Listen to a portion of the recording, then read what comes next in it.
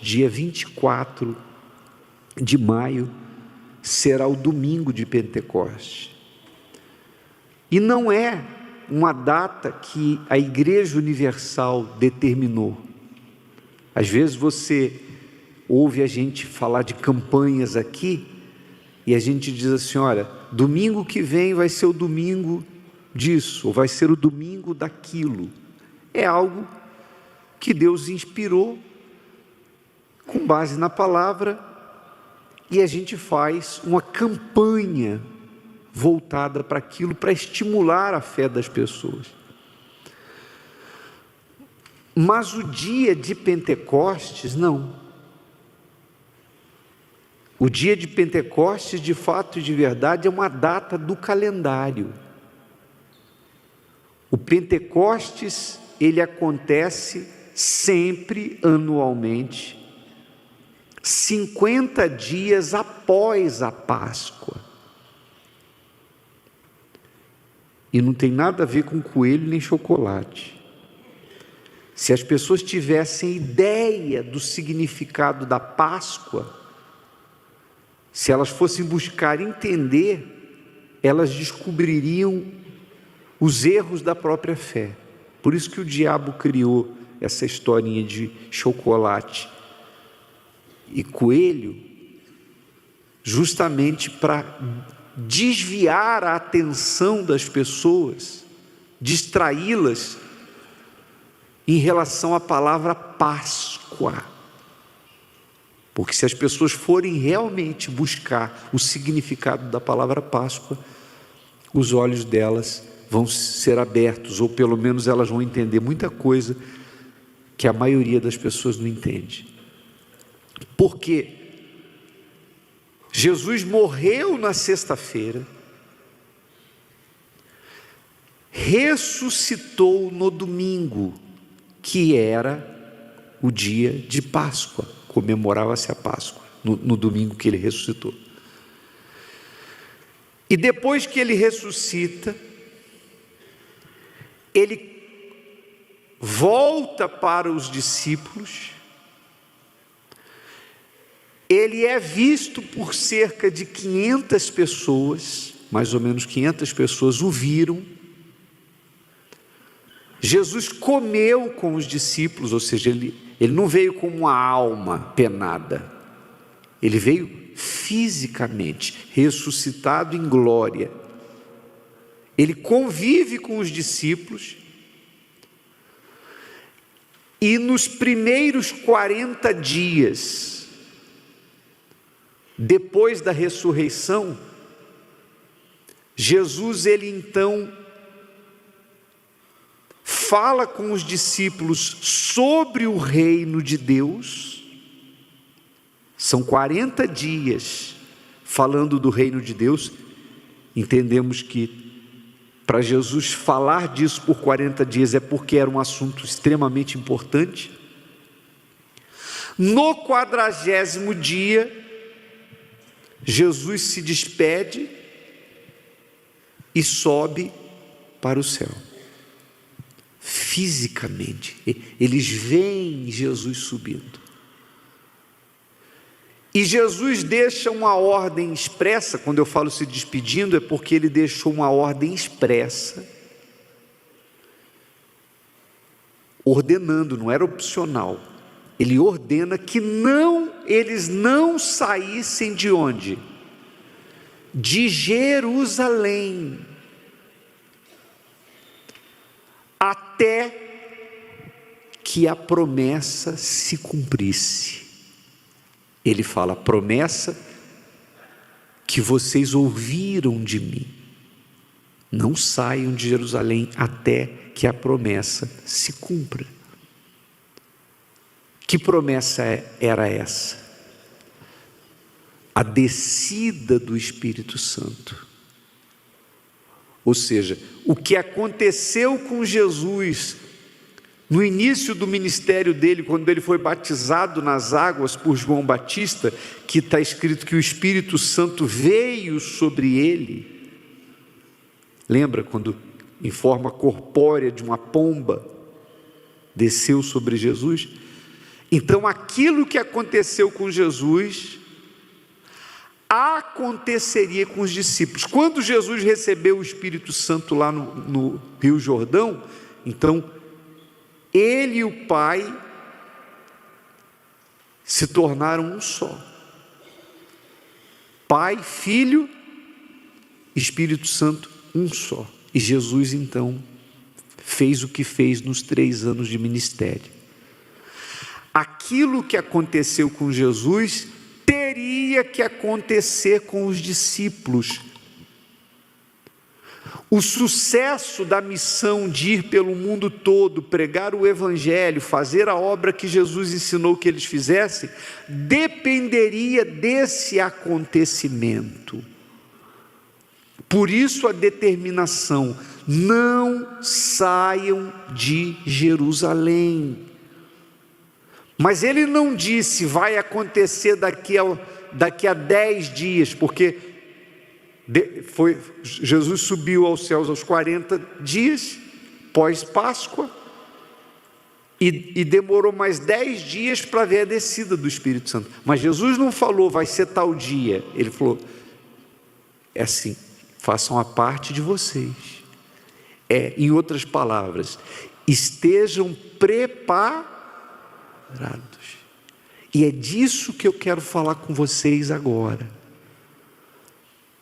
porque nós estamos a uma semana do dia de Pentecostes, ou quando comemoramos o dia de Pentecostes, nos lembramos do dia de Pentecostes.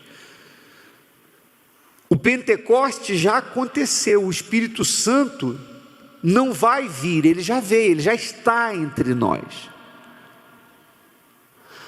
Mas ele não quer, por exemplo, você tem dúvida que ele está aqui agora? O Espírito Santo está aqui.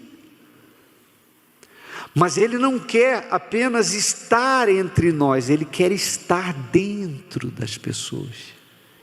Quem aqui é batizado com o Espírito Santo tem a mente de Deus na sua mente, tem o Espírito de Deus dentro de si.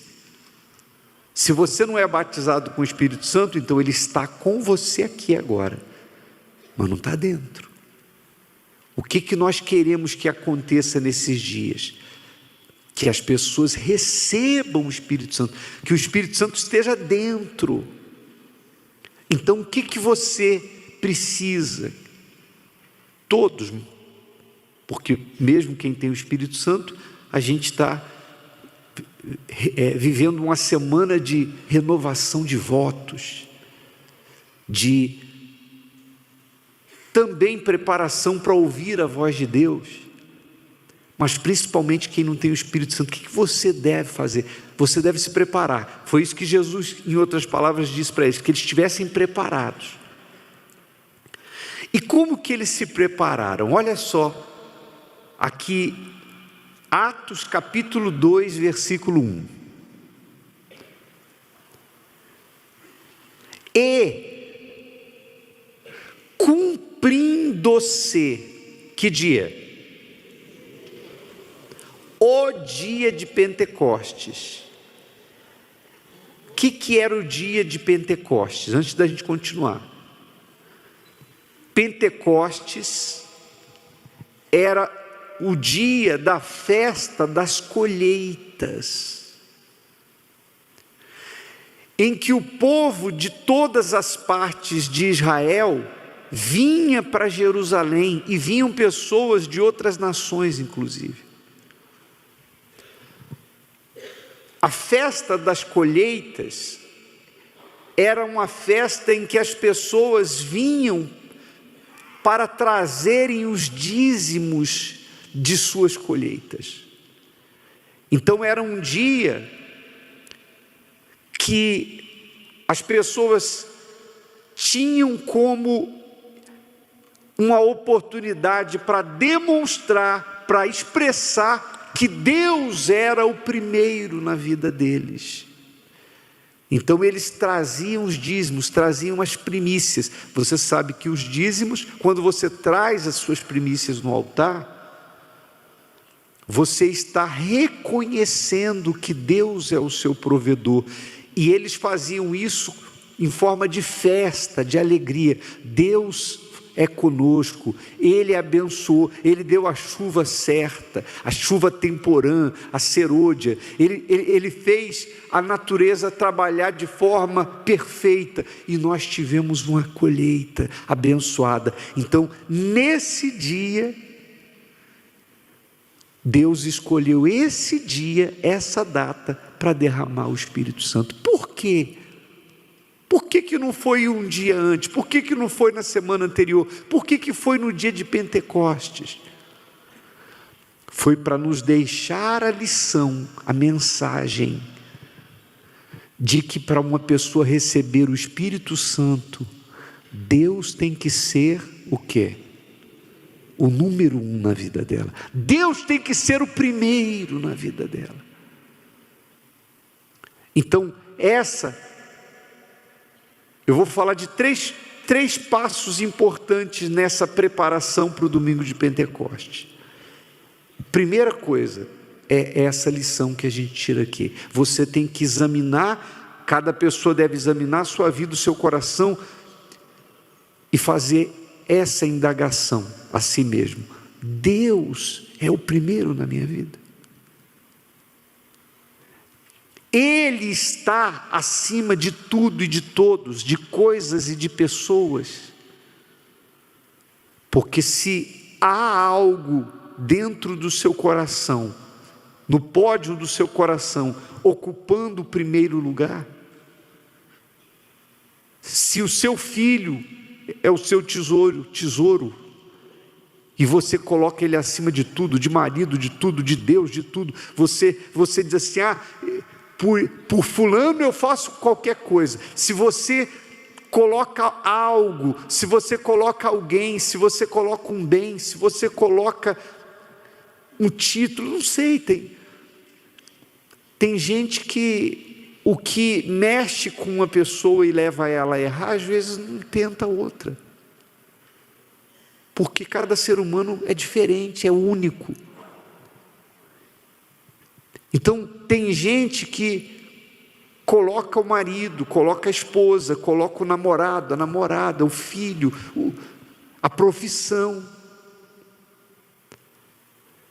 Se existe alguma coisa ou alguém ocupando o primeiro lugar, tira. Reveja os seus valores.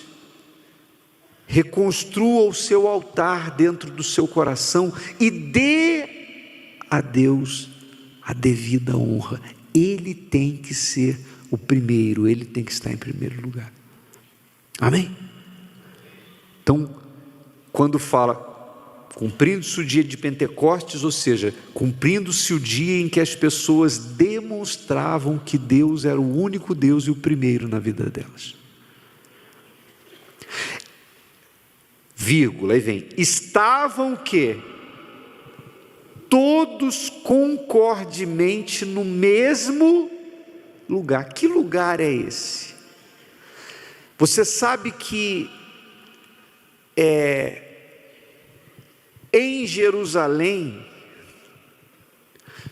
foi cedido para Jesus um lugar onde ele reuniu os discípulos, que ficou conhecido como cenáculo.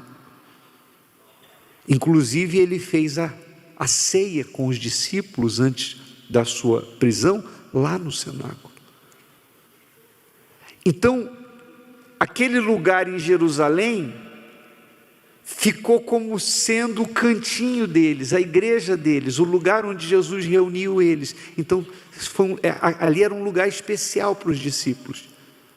Então Jesus fala, não saiam de Jerusalém. Ora, se a gente não pode sair de Jerusalém, a gente vai ficar onde? Em Jerusalém. Vamos lá para o lugar onde ele se reuniu com a gente. Então, no dia de Pentecostes, ou seja, no dia que todo mundo considera Deus como primeiro, esses estavam reunidos, eram cerca de 120 no cenáculo, como se fosse a sede de Jesus, o local onde Jesus os reuniu. Então eles voltaram para lá. E aqui também fala, estavam todos concordemente, ou seja, havia uma concordância, significa todos estavam no mesmo espírito, mesmo pensamento.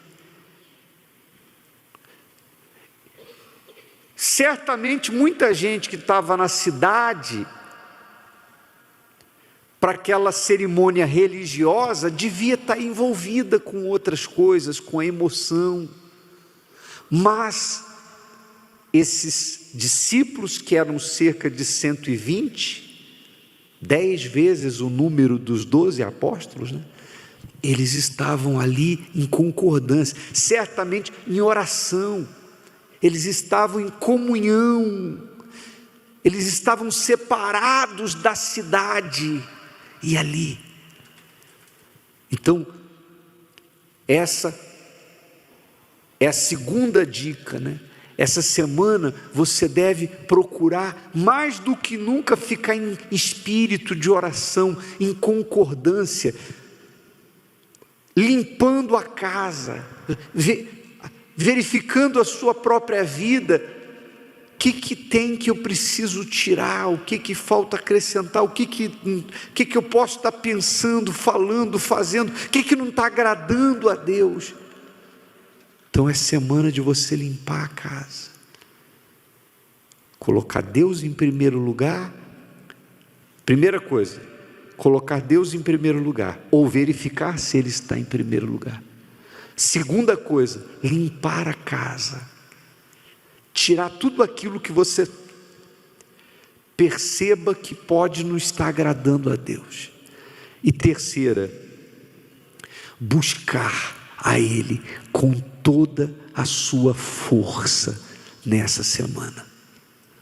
Então diz assim: e cumprindo-se o dia de Pentecostes, estavam todos concordemente no mesmo lugar, e o que? De repente, veio do céu um som, como de um vento veemente e impetuoso, e encheu toda a casa em que estavam o quê?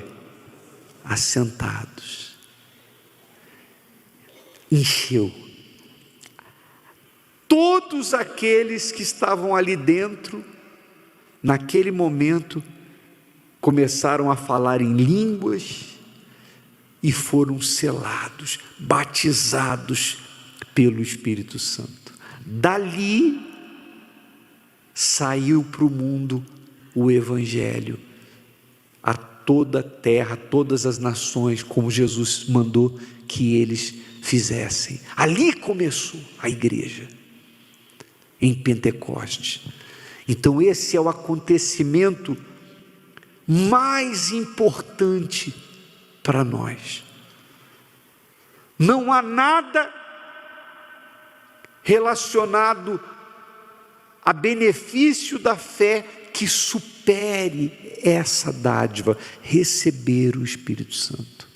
Essa é a sua maior necessidade. Se você ainda não recebeu o batismo com o Espírito Santo, então você deve suspirar por isso, desejar. Essa semana tem que ser aquela semana. Quem aqui já ficou apaixonado? Que isso, gente? Vocês nunca se apaixonaram, não? Nem na adolescência? Você nunca viveu uma paixão? Quem já se apaixonou? Muito bem, agora vocês foram sinceros. Quando vem a paixão, primeiro amor, primeira paixão, às vezes na escola, o que a moça faz? Ela procura saber onde é que o rapaz vai estar, para poder ficar por perto. Ela quer ser vista por ele, ou vice-versa, se ele está apaixonado por ela, ele quer ser visto por ela.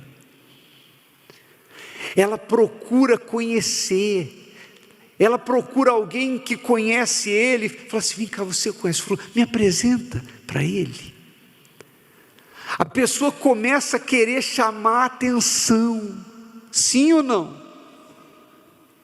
Paixão de adolescente é assim, vai para casa, sai da escola, mas fica só pensando nela, só pensando nele. Não vê a hora do outro dia de voltar para a escola para poder ver. Quando vê, os olhos brilham. Sim ou não? É mais ou menos assim.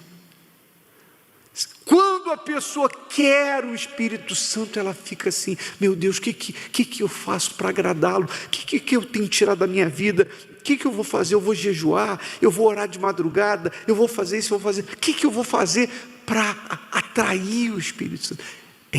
Isso é se preparar. É isso que você tem que investir.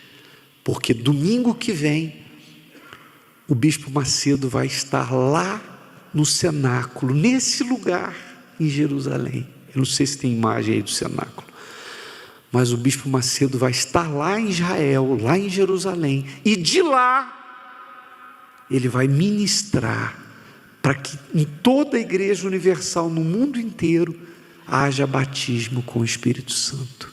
Quem entendeu direitinho faz assim. Fiquem todos de pé. Então, 3 coisas essa semana: certificar que Deus é primeiro em sua vida, primeira coisa. Segunda coisa, limpar a casa. Terceira coisa, busque-o com todas as suas forças. E com todas as forças, inclusive, eu falo de você falar. Sabe, quando a pessoa busca o batismo com o Espírito Santo, ela ora até o limite dela. E chega uma hora que a fé tem os seus mistérios.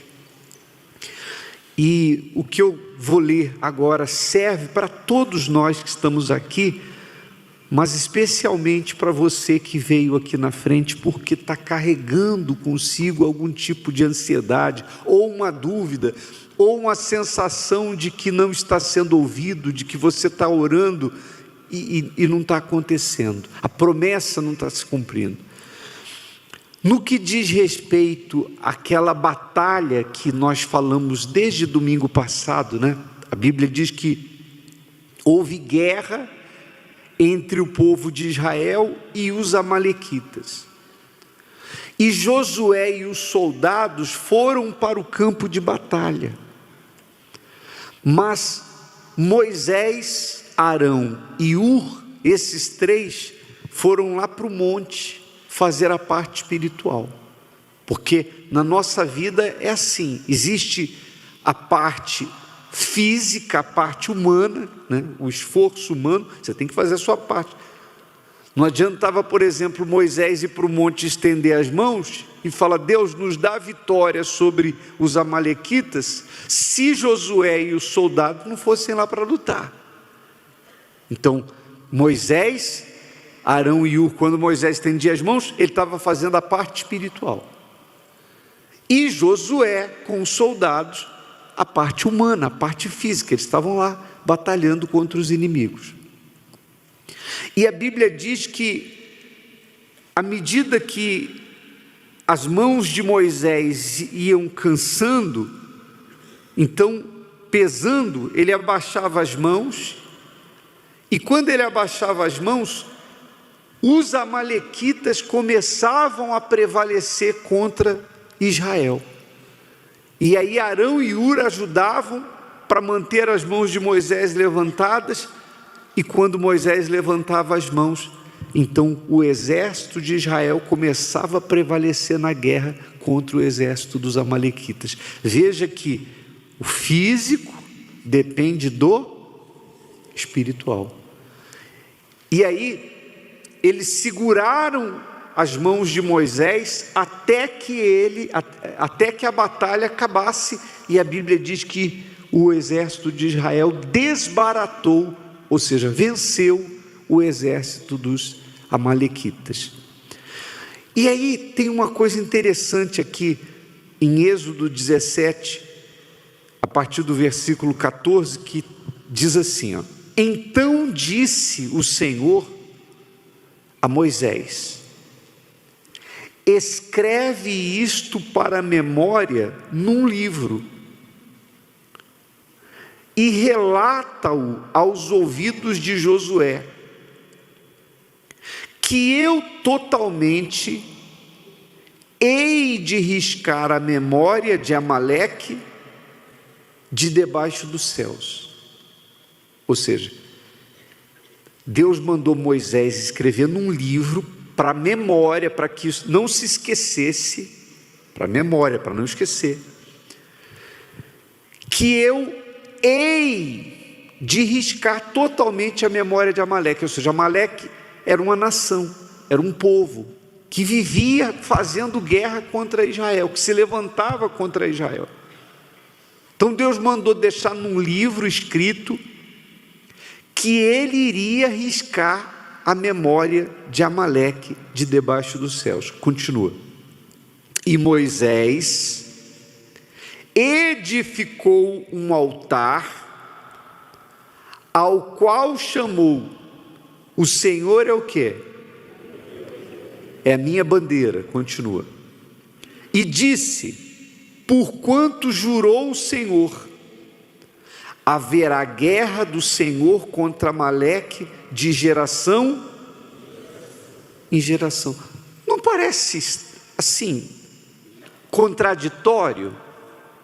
Primeiro porque ele fala, ó, avisa Josué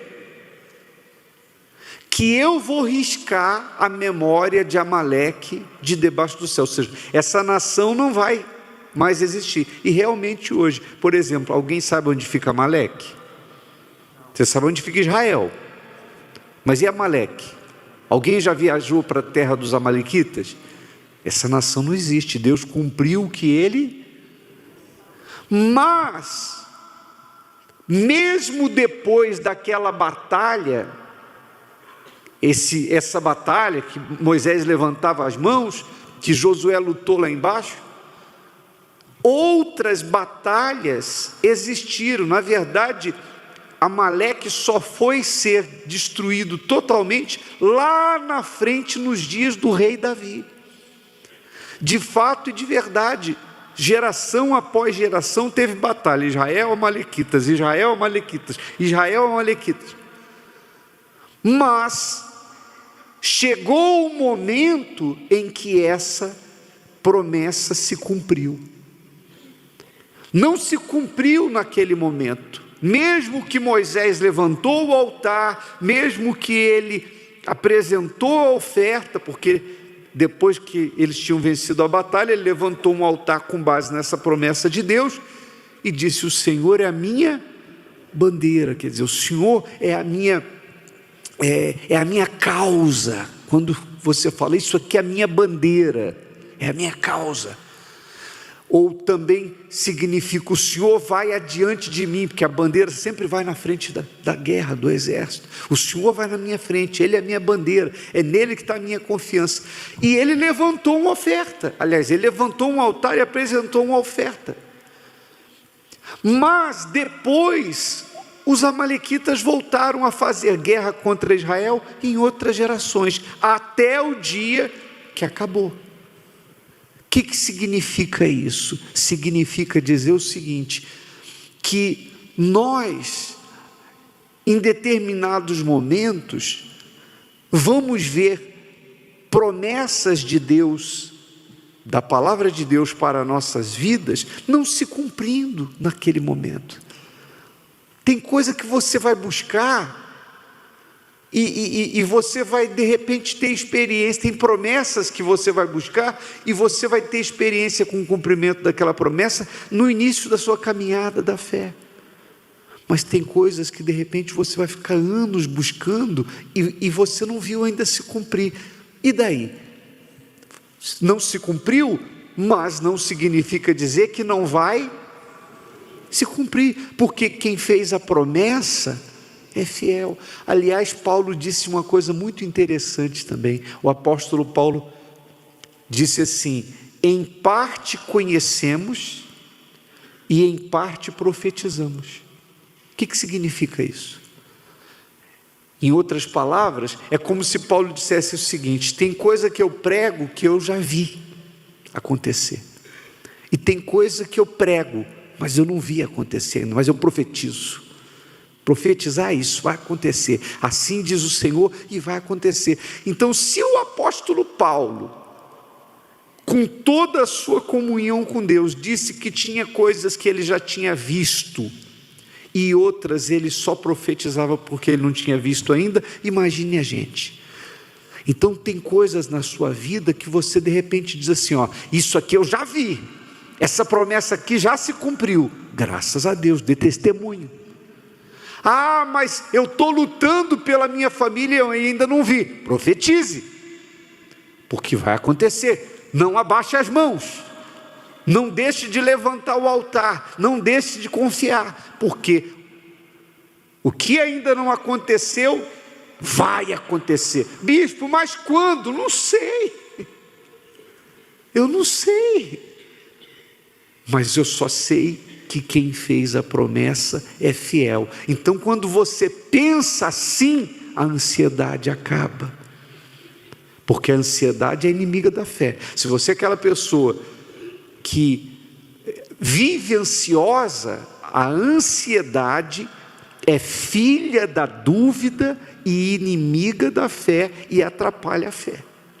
É a mesma coisa que você, quando eu era criança, antigamente, você sabe que a gente tinha muito quintal com terra, brincava na terra, não é? Então, às vezes, eu pegava um feijãozinho lá da minha mãe, e ia lá para o quintal, e eu plantava o feijão, lá no quintal, fechava e jogava água, aí no outro dia eu ia lá, aí eu ficava assim, será que já está nascendo? Não sei se você já fez isso quando criança. Aí eu vou dar só uma olhadinha, aí tirava a terra, para ver se já tinha mudado alguma coisa no feijão. O que acontecia? Não nascia, porque atrapalhava.